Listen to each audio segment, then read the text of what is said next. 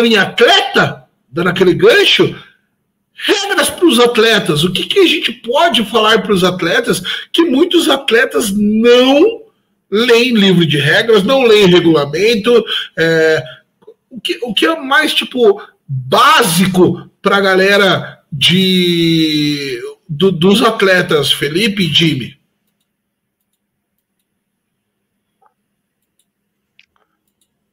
Bom, pessoal, então vamos lá, vamos falar um pouco então sobre, né, nesse bate-papo aí, vamos continuar falando sobre o entendimento dos jogadores, dos coaches. Eu estava pensando, né, como que a gente poderia trazer assim, um fio condutor da nossa conversa, e vou trazer também uma frase que foi dita em um dos estudos nacionais. Eu posso estar dando autoria para a pessoa errada, mas se eu não me engano foi... Bom, eu escutei do Bernardo Scofano essa frase e eu achei muito interessante, que é: jogadores que agem à margem da regra, eles ficam à margem da interpretação. Então, é muito importante o cara conhecer o esporte que está jogando, para saber o que ele pode ou não pode fazer, ou pior, se ele sabe o que ele não pode fazer, não, às vezes, querer ludibriar, querer usar o limite da regra para tentar ganhar vantagem. Porque se ele estiver jogando, atuando à margem da regra, ele fica à margem da minha interpretação, né? Então é bastante arriscado. Eu posso fazer tal coisa. Às vezes eu escuto direto isso. Felipe, eu posso, depois de uma jogada, comemorar assim, comemorar... Falei, cara, eu, na hora, você tá me falando uma coisa, mas na hora você faz outra, você vai deixar a minha interpretação isso. Ou, às vezes, a interpretação de um outro árbitro. Então, se você correr esse risco, pode ser marcado ou não a falta. Então, eu acho que para a gente conduzir uma conversa é isso. A gente precisa trabalhar em harmonia, os jogadores precisam entender que o árbitro ali tá para gerir o jogo, tá para fazer as coisas acontecerem da melhor forma, o relógio rodar, as jogadas rodar, sem querer trazer vantagem para ninguém. Acho que quando gera esse desequilíbrio que as coisas andam mal.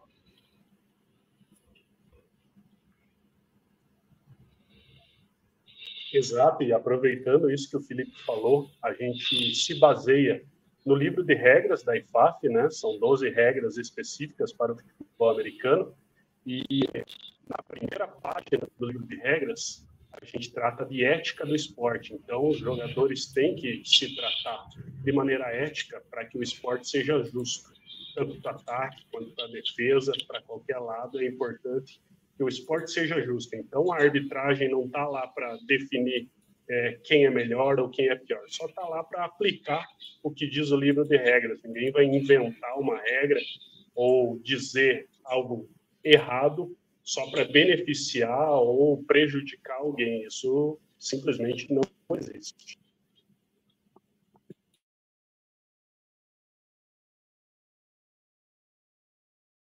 Microfone, Valdo.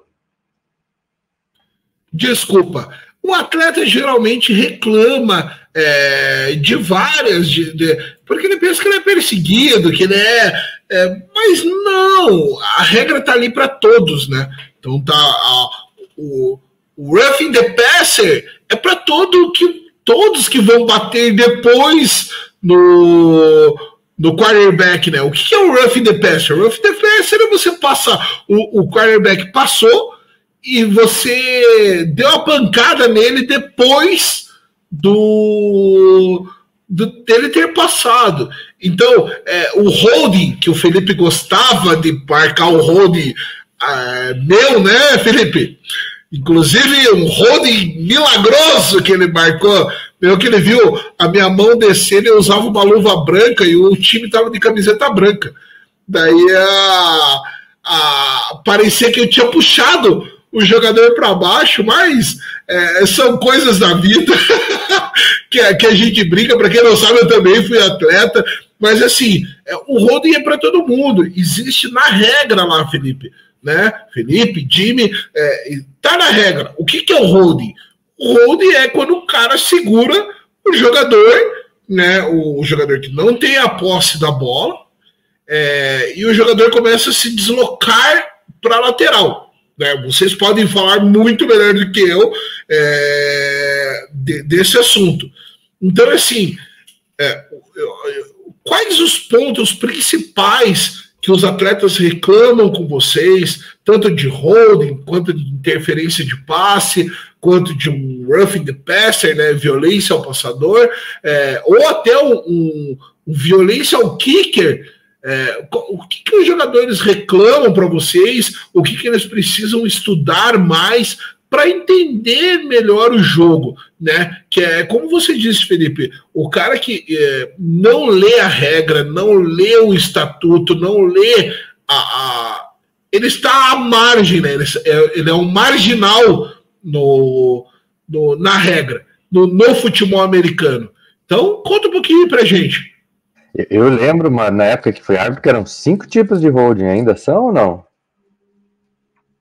Então, exatamente. E a gente, não é só o holding, né? A gente anuncia só o holding, mas existem vários tipos de holding e a gente pede para que o árbitro, quando marca, né, identifica o holding, que ele passe para a gente qual que é a classificação. Né? Então, e já aconteceu no jogo, por exemplo, foi um holding por hook and restrict. E às vezes o jogador nem sabe que existe essa classificação por holding, né? Então o cara tava reclamando tanto lá, foi o holding. Eu falei, cara, mas foi um holding por hook and restrict. Na hora que eu falei esse termo, ele falou, cara, ou ele tá me enrolando muito bem, ou ele sabe o que ele tá fazendo, né? E aí o cara pode reclamar. Mas sim, existem vários tipos de holding. Então existe o hook and restrict, que é quando o jogador ele segura, né? Ele faz um gancho e ele puxa o jogador para baixo. Inclusive eu vou dar um pouco de trabalho para o Valdo, enquanto eu vou comentando isso daqui, ele vai soltar um vídeo ali, que é um lance em que o jogador ele faz esse holding por hook and restrict, e além disso ele está dentro da end zone. Então quando a jogada acontece, né, se eu não me engano ali, deixa eu ver novamente, é o right tackle, ele puxa o jogador quando ele está entrando na end zone, faz o holding, e por ser dentro da end zone, é um safety. Além do holding por hook and restrict, existe o grab and restrict, que é quando ele abraça o jogador, né? Então, se no hook ele agarrou o pad do jogador e impediu que ele saísse, né? Lembrando que, para um bloqueio ser legal, ele precisa manter o seu adversário no seu controle, né? Dentro do seu quadro, dentro da sua moldura. Desculpe. Ele mantendo o jogador dentro da sua moldura. Mas eu tenho uma restrição. Eu acho que esse negócio do agarrar não deveria ser falta, porque às vezes o cara acha que tá numa micareta, o cara tá carente, né? O cara tem um coração vazio. Então, quando ele abraça o coleguinha, não deveria ser holding, deveria ser uma falta carinhosa. Deveria, se o adversário que está sendo abraçado aceitasse esse abraço. O problema é que eles não aceitam, né? Se ele aceitasse, seria tão bom, né? Cara, eu sofri um holding, mas não tem problema, o abraço dele é tão fofinho, né? E então, basicamente, o holding é isso, cara. Você precisa manter o controle do seu adversário na sua moldura e controlar ele com habilidade, com bloqueio, né? Quando você perde isso, você acaba cometendo holding. Com hook and restrict, né? Que é fazer esse gancho, ou com grab and restrict, que é quando você abraça ele. Né, esse ele é bem descarado, né, é um pouco mais fácil da gente marcar. Também tem o holding por takedown, né, quando ele joga ele para baixo, meio como se fosse uma jogada de judô, né, como se fosse um golpe de judô, né. E também tem o como é que é, Jimmy? Eu esqueci o nome, stepway. Enfim, como se fosse uma puxada de camisa. O jogador ele já perde, normalmente ele consegue dar a volta no seu marcador, né? Quando ele já está longe ali o suficiente, ele dá uma segurada, acaba atrasando o jogador. Então existem tipos diferentes também de holding. Então quando o árbitro chega e anuncia, né, avisa que teve um holding por determinada situação, a gente sabe com certeza que ele está fazendo a coisa certa. E só lembrando, o que é o holding? Você que começou ali com a gente no iniciante e está passando agora. O holding é segurada, agarrada, com quem não está com a bola. Você não pode fazer isso com quem não está com a bola. Com quem está com a bola é um tackle, né? É um tackle, você está dando um tackle, você está evitando a jogada.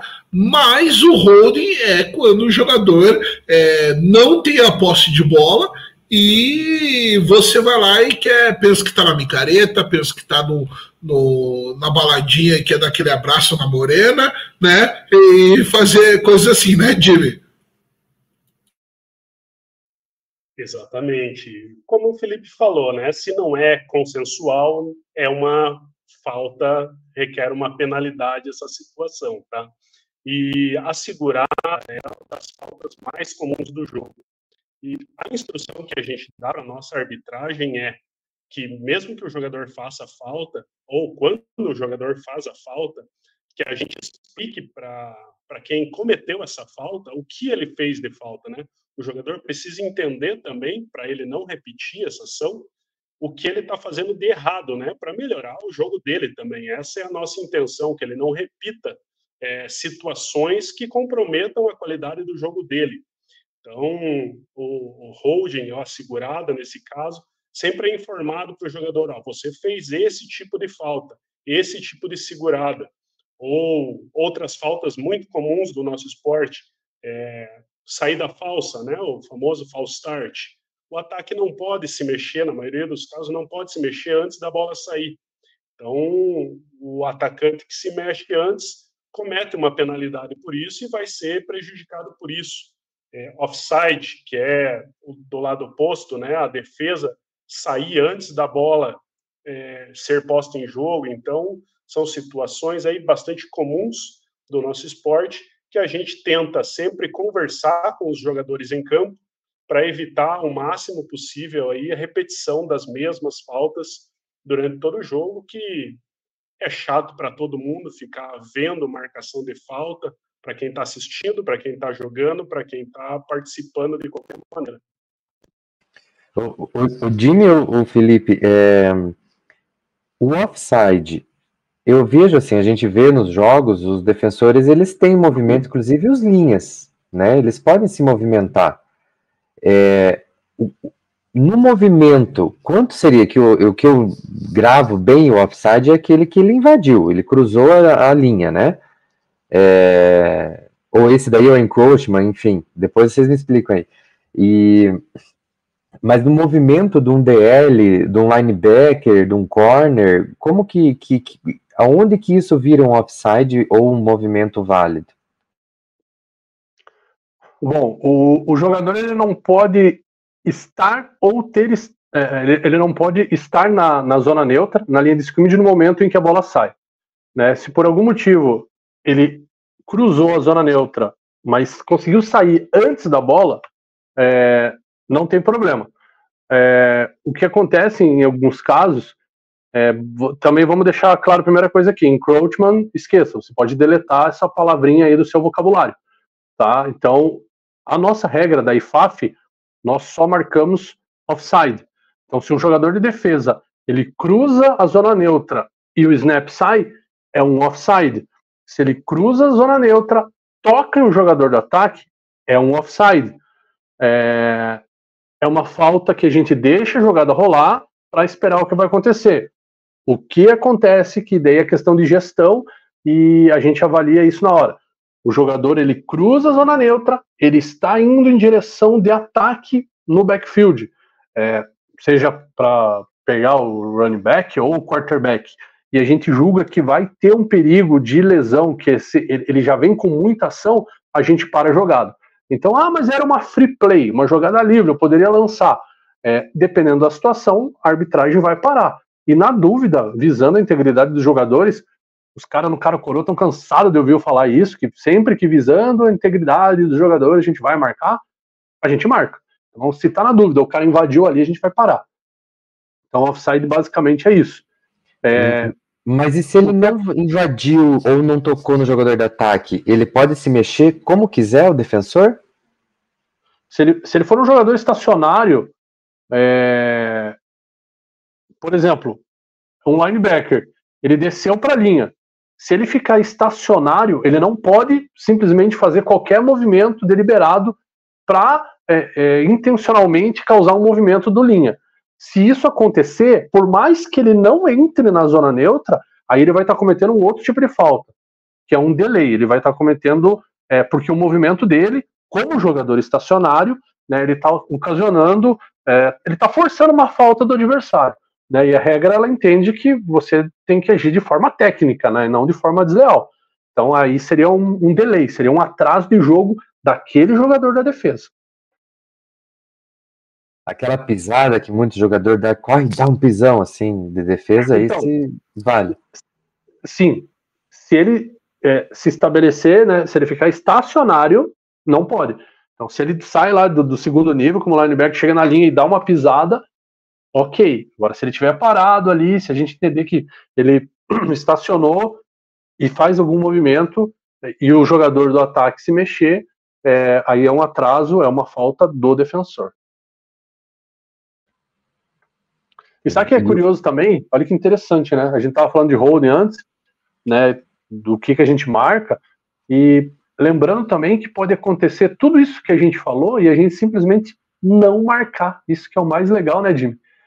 Que dependendo da situação, se uma jogada ela se configura para um lado e o holding acontece do outro lado, a gente não vai marcar, porque a gente entendeu que aquela jogada, aquela ação, aquela falta, ela não resultaria em vantagem ou desvantagem para nenhum dos jogadores.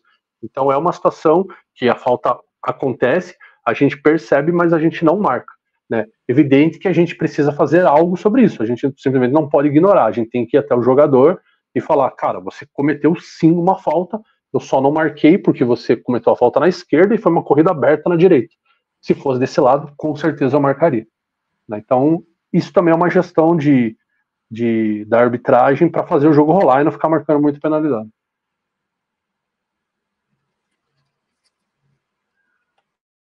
É exatamente isso que eu ia falar, né? Muitas vezes a arbitragem não marca uma falta, não é porque ela não viu, mas sim porque ela viu, só que como a jogada se passava para o outro lado, não ia interferir, não ia mudar o rumo da jogada, vocês não precisam marcar, senão imagina todas as faltas que um jogo, você que gosta de futebol, da bola redonda, imagina assim, ó, tem a bola tá rolando do lado da lateral direita.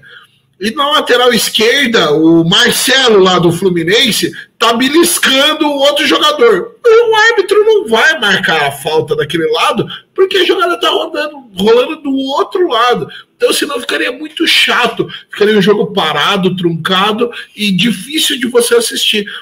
Não é só no futebol americano que tem falta do outro lado. No handball tem, eu já fui atleta de handball, já fui atleta de vôlei, Existem muitas faltas que a arbitragem não marca para o jogo não se tornar chato.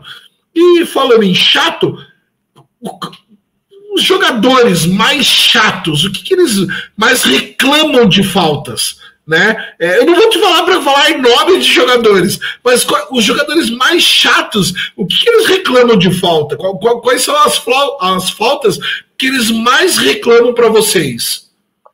Eu pensei que você ia falar assim, falando em chato, quem são os jogadores mais chatos? Eu falava, eu tenho uma lista aqui, ó, dos jogadores mais chatos aqui, ó. eu tenho um caderno de 100 páginas, né? Mas diga lá, o que é as reclamações sem cabimento, né, que a gente pode falar? Cara, assim, eu sei lá, acho que ultimamente eu eu ando filtrando muita coisa, né? E é evidente que como a gente cobre determinadas zonas do campo, a gente recebe mais reclamações de determinadas posições, né? Então eu particularmente como referee, que eu atuo mais como referee, eu recebo muita reclamação, normalmente 2 linhas, né, justamente por holding, né? Quarterback, de às vezes levar uma porradinha um pouco depois, enfim. Então, da minha parte, assim, as reclamações que eu mais recebo. Reclamação dos linhas de holding, dos jogadores de defesa, né? Às vezes que eles conseguem bater exemplo, um Delmer da vida, né? Como ele costuma ganhar, sempre ter essa vantagem com o seu marcador, né? Ele reclama muitas vezes de estar sofrendo holding, né? E os quarterback também, que às vezes a gente deixa levar umas porradas. Não, tô brincando. Mas eles reclamam também. Lá no fundo, o que acontece, Jim? A principal reclamação do pessoal no fundo de campo são as rotas, né, dos recebedores e tal. Normalmente interferência de passe ou puxada, segurada é normal em qualquer situação. Acho que essa é para qualquer parte do campo, mas mais é interferência de passe, tanto de ataque quanto de defesa, em campo aberto, né? E importante isso que o Felipe falou, da situação de que nem todas as faltas são marcadas, são penalizadas por isso, né? Se você não teve uma vantagem cometendo uma falta, não vai ser marcada essa falta, né? Mas situações específicas, faltas que a gente chama de notáveis, serão sim marcadas, porque mesmo a minha avó, que não entende nada de futebol americano, ela vai ver uma segurada muito grotesca ou uma agressão num canto do campo lá, que não faz parte da jogada, mas tem um árbitro olhando para essa situação, e se ela for notável para todos envolvidos ali, sim, ela deve ser marcada e será penalizada na lei da regra mesmo, tá? Mas, voltando ali, no fundo de campo, são mais as interações ataque e defesa na interferência, normalmente de passe, ou segurada para alguma corrida ganhar um pouco mais de jarda, né? E aquele contato, o famoso contato do corner com o wide receiver nas primeiras 5 jardas, é 5 mesmo? E outra coisa que nessa posição a gente sabe que tem muito trash talk. Vocês escutam trash talk? Vocês fazem algum controle sobre isso também ou não? Você já mandou no seu... A próxima você já pede música, hein? Esse negócio de 5 jardas aí, né, também não tem nada a ver. Isso aí é coisa de NFL. Cara, eu não sei, cara. Aí a gente pode entrar numa outra filosofia de arbitragem, de gestão, de estilo de árbitro, entendeu? Por isso que eu acho que é importante... Cara, o jogador que é inteligente, e todo esporte tem um jogador que é inteligente, sei lá, o Alex, que era do Curitiba, Ricardinho, Rogério Ceni, esses caras, eles não eram só craques, eles eram inteligentes, eles conseguiam ver o jogo de uma outra forma. Então, o cara que ele se liga onde ele está inserido, por exemplo, eu vou jogar, quem que vai ser o referee hoje? Vai ser o Carlinhos. Cara, eu sei que o Carlinhos, ele tem uma gestão assim. Quem que vai ser o referee hoje? Vai ser o Pina. Eu sei que o Pina é de tal forma. Então, se o cara conhece quem que está gerindo o jogo dele, ele pode ter alguma vantagem. No bom relacionamento. Da mesma forma, eu acredito que é um árbitro. Eu sei que se eu vou apitar um jogo que tem um cara que reclama demais, eu sei o limite, eu sei até onde que eu permito que aquilo ali seja só provocação de jogo, que faz parte do esporte essa provocação, e tem que ter. É um esporte de contato, é um esporte que os caras vão se frustrar, vão comemorar. Eu acho que tem que ter mesmo isso. Mas só que é importante a gente saber até onde que você vai levar isso daí. Então, da minha parte, cara, a gente escuta muita coisa e a gente percebe também que muitos jogadores não sabem lidar com isso. E aí eu não sei se é da minha formação de árbitro de soccer, sei lá, cara, eu deixo o pau torar um pouco mais, cara. Eu não, sinceramente, tem algumas reclamações que eu falo, cara, então vamos pôr uma rede aqui e vamos jogar vôlei, então. Mas eu escuto muita coisa e relevo muita coisa, porque se fosse para marcar o que os caras querem...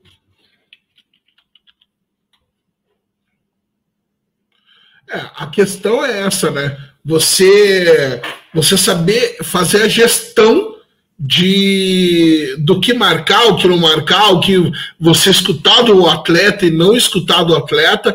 Então, isso a gente sabe que tem os atletas que são mais experientes, como você disse, Alex, Rogério Ceni, que eram inteligentes, que entendiam do jogo. Então, você que é atleta, você que entenda mais do jogo, que daí você pode, não é nem questão de manipular a arbitragem, mas de você jogar a favor, ao seu favor, a arbitragem, que você pode, eu sei que o contato lá de 5 jardas, não é NFL, não é no Brasil. Entendeu? Eu sei que o Carlinhos, que aposentou e desaposentou, né?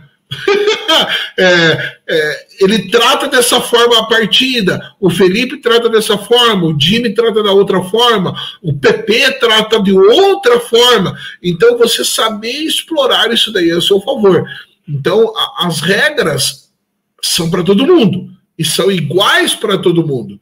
Só que basta você ser inteligente e aproveitar melhor as regras do que os demais.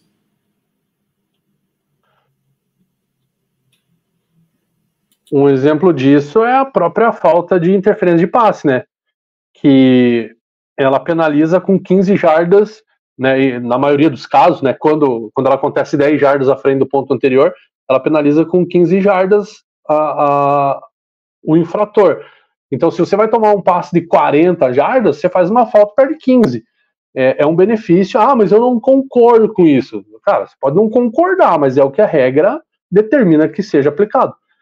Posso pedir a música já e fazer a última pergunta? Claro. Da NFL. Eu até imagino que você vai falar. Você vai falar que na NFL é mais justo isso. Exatamente, porque a falta de interferência vai lá onde vai, né? Exato. Eu acho que talvez esse por exemplo, o nosso overtime, né? Eu digo nosso, né? É muito melhor do que da NFL. Mas nesse ponto da interferência de passe, concordo com você. Talvez fosse desse mais emoção, enfim, uma big play ali, né, do que como é atualmente. Mas a regra hoje, ela pede que são 15 jardas do ponto anterior ou no ponto da falta, se ela acontece até 10 jardas ali. Isso é usar a regra a seu favor. Você cometeu uma falta, mas você usou ela a seu favor. Então, cara, tem que entender um pouco mais, né? Eu posso estender um pouco falando também, por exemplo, a gente tem um livro de mecânicas que nos exige vários procedimentos. Dentre eles, a gente chegar 1 hora e meia, 2 horas, dependendo do jogo, e fazer uma reunião pré-jogo com os coaches, né, com os técnicos. Para que serve isso? Para a gente pegar as jogadas, para a gente entender como que são os jogadores, se eles têm jogadas diferentes, e também para dar uma quebrada de gelo. Né? Coach, e aí? Como é que foi o treinamento? E a semana? E a viagem? Vieram bem? Tranquilo? A estrada estava tranquila e tal? Essas relações, elas já vão dando um pouco de segurança para a arbitragem, vão relaxando tanto a arbitragem quanto os jogadores e os técnicos. E eu acho que se de repente um jogador consegue fazer isso do lado dele, aí eu não sei como que funciona a rotina de um jogador, mas se ele consegue adaptar isso para o bem-estar dele, para deixar ele mais tranquilo, é válido, entendeu? Acho que deve-se atuar dessa forma. Eu vi uma situação, acho que daí o Jimmy até pode comentar, lá no NFL Flag que teve das crianças, eu acho que foi até o campeão lá, que o QB escondia a bola aqui atrás, né? O técnico chegou a conversar com vocês antes, ou ele simplesmente fez porque ele sabia que podia fazer aquilo? E que eu até presenciei uma situação que o técnico adversário foi trocar uma ideia, que ia enfrentar ele numa semifinal, ou quartas, não me lembro, acho que era semi, ele estava já bolando uma tática para combater aquela ação, né? Exato, e são situações que nem o Valdô disse, quem conhece a regra leva vantagem sobre os outros. Tá? Então, são situações previstas na regra, que são legais e que podem ser feitas. Então, você conhecer a regra é muito importante. E, como o Felipe citou, a gente sempre faz reunião pré-jogo com comissão técnica, com técnicos e tal, justamente para saber algumas situações específicas. Eu vou fazer uma jogada que é um pouco diferente aqui, essa jogada é legal, essa jogada não é legal, eu posso fazer desse jeito, posso fazer de outro jeito. Então, a gente sempre tenta conversar com os técnicos, até para se precaver em algumas situações, para não atrapalhar o jogo deles. Se a gente for se posicionar conforme a jogada, a gente pode definir o que a defesa também vai fazer naquela jogada. Vai todo mundo para o fundo, toda a arbitragem vai para o fundo. Todo mundo sabe que vai ser uma jogada longa, então eu não posso adiantar algumas situações. Por isso que é importante ter noção, conversar com os técnicos, e é importante também essa relação com comissão técnica e tudo, muito pelo respeito. A gente está tratando ali na sideline de frustrações, comemorações e tal, e a gente não está lá para penalizar ninguém por causa disso. Então, essa conversa, essa harmonia, especialmente dentro de campo, é muito importante. E, repito, conhecer a regra faz muita diferença, ajuda demais os melhores a se beneficiar com a regra. Mais uma que o Felipe mencionou uma regra que, em tese, a regra é mais benéfica para o infrator ali numa situação, um exemplo clássico, né, que o corner, o safety, enfim, linebacker, que seja a situação, é menos pior para o time dele que está defendendo tomar uma falta de 15 jardas do que um passe de 40. Existe alguma outra situação, já que nós estamos falando para os jogadores, que ele pode usar a regra, às vezes fazer a falta é mais benéfico do que, sei lá, tomar muita jarda, passar uma rasteira no corredor, que é o último jogador, sei lá. Cara, se você for analisar que às vezes...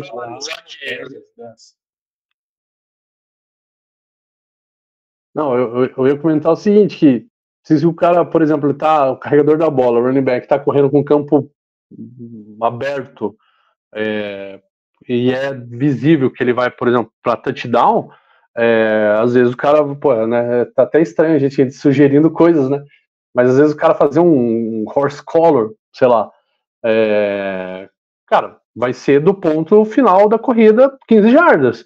Então vai colocar a bola ali, dependendo da situação, na jarda 1, vai colocar na jarda 1, mas não vai ser touchdown. Então,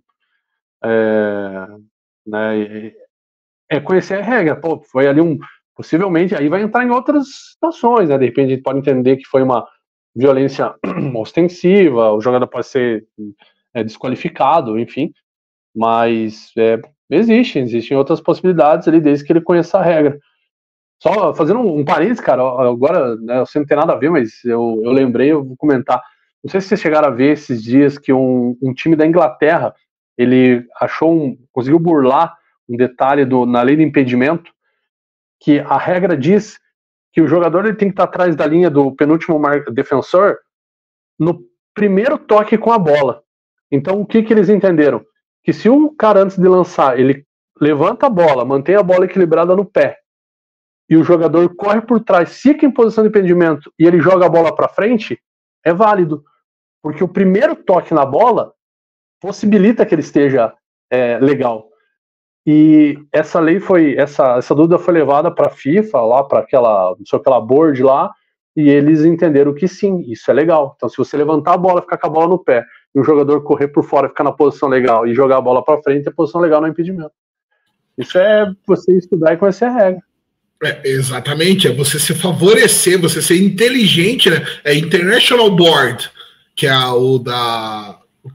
as regras do futebol. Cara, isso é fantástico. É igual o Cristiano Ronaldo. O Cristiano Ronaldo, quando você quando ele vai bater um pênalti, ele pisa no chão antes. Não sei se vocês já perceberam isso daí. Ele pisa no chão antes.